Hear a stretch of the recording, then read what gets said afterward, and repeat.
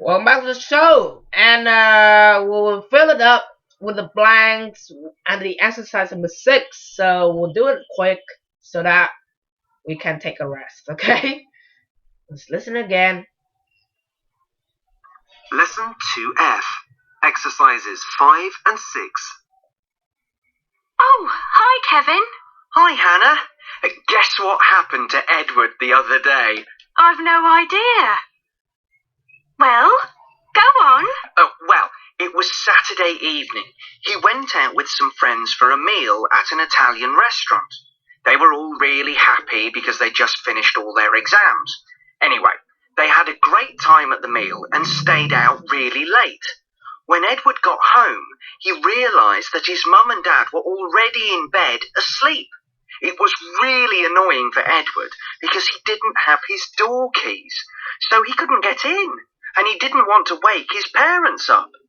What a nightmare. So what did he do? Well, he could see that his bedroom window was open, so he started to climb up the side of the house. It was tiring, but he made it. That was lucky. So what happened next? Well, while he was climbing, the neighbour saw him and thought he was a burglar. She called the police. 10 minutes later, 3 police cars arrived outside their house. Edward's parents woke up really frightened because of all the noise. Edward's dad went to open the door. The police came in and searched the house. No burglar, of course, just Edward in his bed. The police were really confused. How funny. And then what happened? Funny. Well, in the end, the police left. The next day, Edward told his mum and dad the truth. They weren't angry at all, so Edward was really relieved about that. They didn't even ban him from staying out late with his friends. His dad just hid a door key in the garden and said to Edward, "Next time, use the key." Alright, so we have finished listening, and also I think that is still not working, okay? And maybe at the first time, at the beginning, I should have fill in the blanks for you, and now we have listened again, and it's still not okay. So Edward, a story about Edward, and who told the story? Kevin. Kevin had said had introduced the story by the phrase, "Guess what happened?"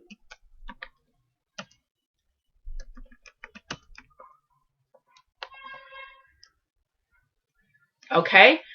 Also, you can also introducing your story by the other phrase called, "Did you hear what happened to my friend?"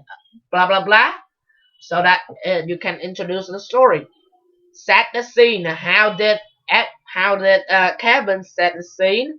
He said that it was Saturday evening, so a moment of time, a period of time. Okay, so a moment of time, a time. Christmas Day, her birthday, the first day of term, Happy New Year's Day, the New Year's Eve day, whatever you thought it is, but it is the time, put a time in it. So he said that it was Saturday evening.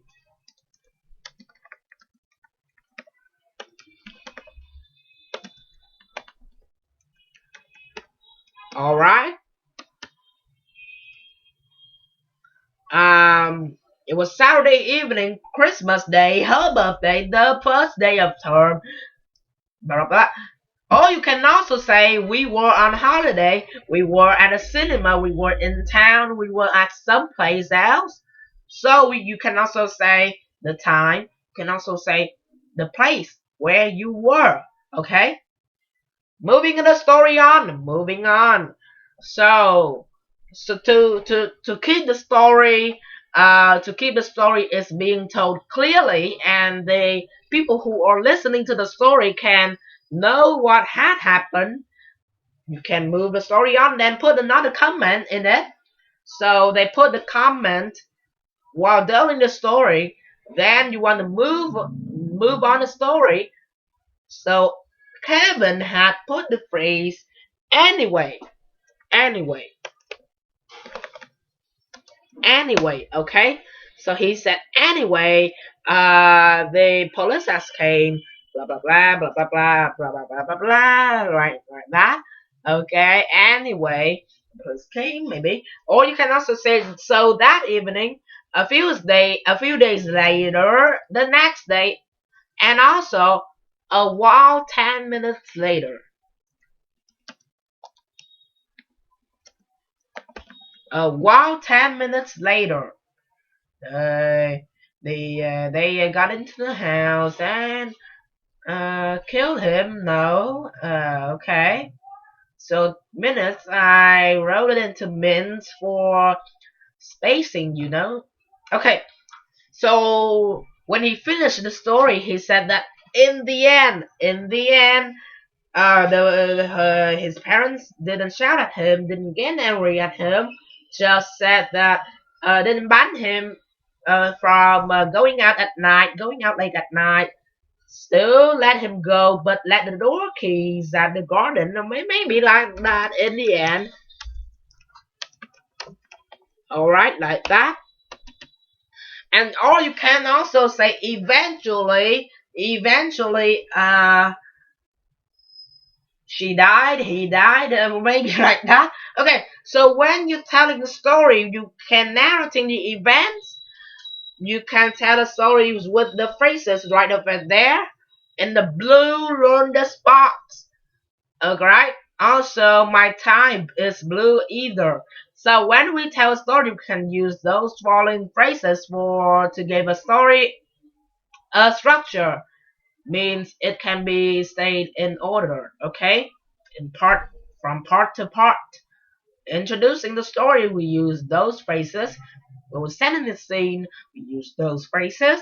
Move the stories on, use those phrases, and finishes the story. Use those two phrases. When you tell a story, when you use those, you'll be a really good storyteller, okay?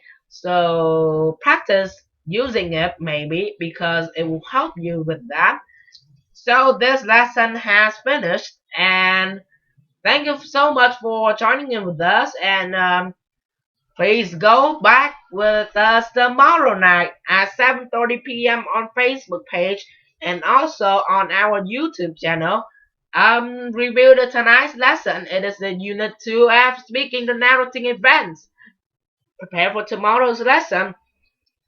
2G Writing Narrative. Okay? So tomorrow it will be the last section of the Unit 2. Woohoo! We have made it through Unit 2. So review 2F and prepare 2G. Okay, so today it is the last day of May. We will move on.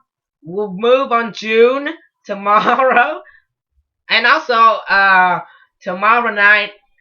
Happy International Children's Day. Okay. See you tomorrow. Goodbye and good night. See you tomorrow night.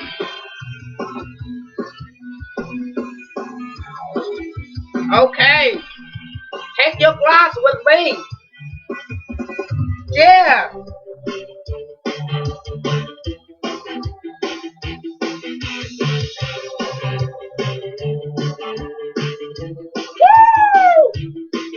Goodbye.